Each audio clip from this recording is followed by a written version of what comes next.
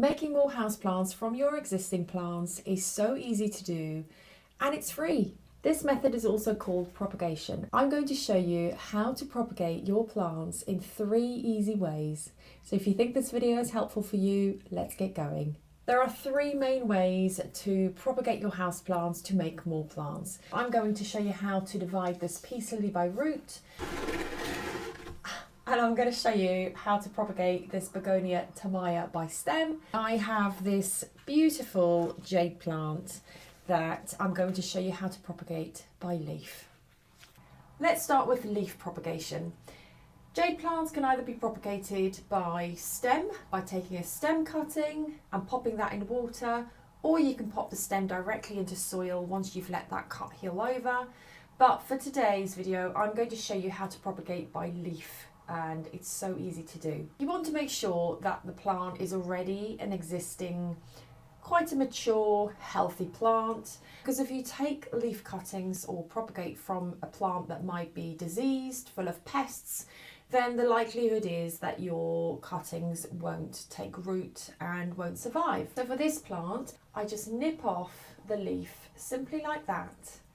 I'm going to take a few off the stem, and I'm going to let these leaf cuttings dry out by simply leaving them on the side. You can take as many as you want, depending how big the pot is going to be that you're going to pop them in. So here I've taken quite a few leaf cuttings from my jade plant. I'm going to let these cuttings heal over before putting it on top of soil so that the roots can grow to make a new plant. Let's propagate by stem. I have a begonia tamaya here, it's quite big, and I'm going to propagate this by stem. It's really easy to do. Make sure the plant is mature enough, healthy enough to give the cuttings a good enough chance to root and to survive. I'd always recommend, if you take cuttings or if you propagate, you can always take more than one, because it just gives you a better chance of having a stem or a leaf with roots, just in case the other one or the other two doesn't work out, if they rot for any reason. So I'd always recommend taking more than one cutting when you propagate, just to give you a better chance. If they all take, then that's great, then you've got more plants to plant up. So if you can see on here, this is where the roots will come from, these little areas on the stem here. So always, when you use scissors, always make sure that's a clean, sharp scissors, and simply cut. There's a node here. I'm going to cut underneath that node like that. I'm going to remove this bottom leaf here because I don't want the leaves, and I might just do this one as well, because I don't want the leaves sitting in water. It's only the stem that's going to be sitting in the water, and these areas are where the roots are going to come from. So I'm going to take another cutting just to make sure that if that one doesn't take, or if it rots for any reason, then I have another chance of having another plant. Also, when you take cuttings, make sure that you even the plant out, so not to just take cuttings from one side of the plant, so that the one side is fully grown but the other side is completely cut down. So make sure that you rotate and find another, let me just find that here. So that's another, these flowers are lovely. So here's another healthy stem, and again I'm going to find the node and just cut underneath that node. There we go. And just pop my scissors down, and I'm going to pop this plant, just pop that plant back on there. I'm just going to remove the bottom leaf, and this is where your roots will come from. So I'm going to leave these 2 cuttings to heal over at the bottom before popping these stems in water to propagate and grow roots. The third way in which you can propagate plants is by root division. So I'm going to use this quite full peace lily to divide and to make a new plant. Simply start off by removing the soil. Some plants you can propagate by root, but others you can only propagate perhaps by stem or even by leaf or by cuttings, but you can't propagate all plants by root division. This is a really good way to propagate and divide by root. And now I have a second plant to pop in another pot. It's as easy as that.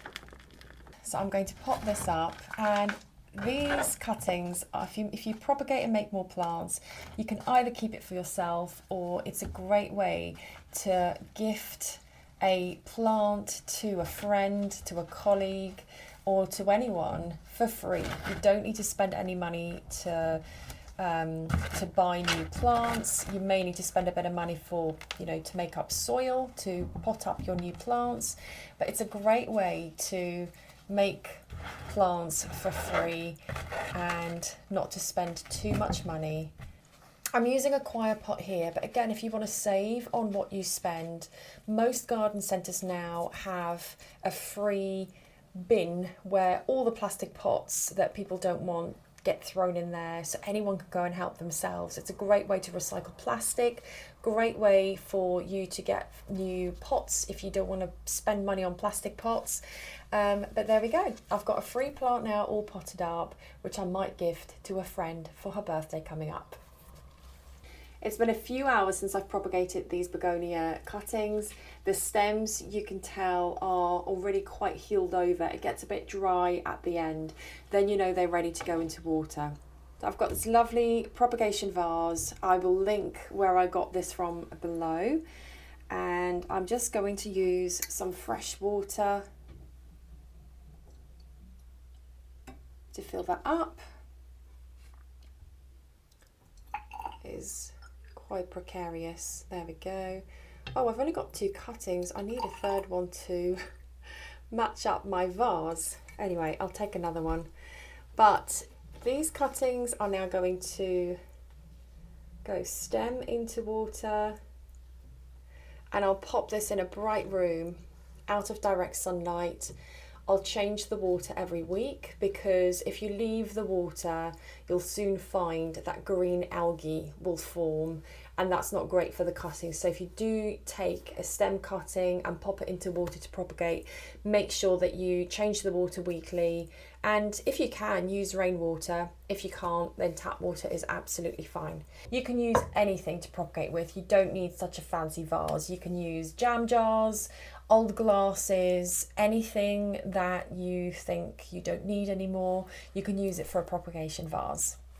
So there we go, these are ready to go into a bright spot out of direct sunshine. Roots will start to appear in about 4 weeks' time, but to make sure the roots are mature enough to go into soil, I'd leave it for about 6 to 7 weeks, and then it'll be ready to pop into soil. It's been a few hours since I took my leaf cuttings from my jade plant, and it's ready to go on top of soil. So again, I'm using a coir pot, but you can use any pots that you have lying around, or go to that garden centre that's local to you and find some free plastic pots that other people don't need anymore. I'm filling this right to the top and just secure the soil quite nicely down. So all you do is you take your leaf cuttings and simply lay it on top. I don't even stick the leaf into the soil directly. I simply lay it on top. I give it a good mist. And in a few weeks' time, you'll see roots appear from the top.